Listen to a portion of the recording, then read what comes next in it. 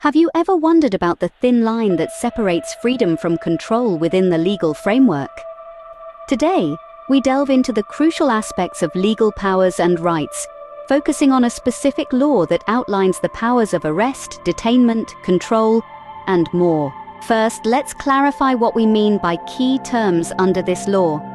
Definitions form the bedrock of understanding any legal document. For instance, suspected person might sound straightforward, but legally, it encompasses anyone believed by authorities to potentially disrupt public order or security.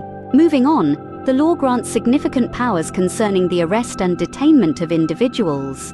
Under Section 3, authorities can detain a person if there's reasonable suspicion of their involvement in activities threatening public safety.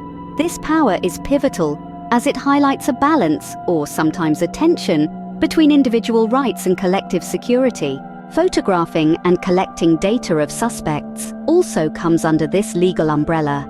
Section 4 empowers law enforcement to photograph, fingerprint, or otherwise record details of a suspected person. This process, while controversial, is defended as a tool for maintaining public safety and order.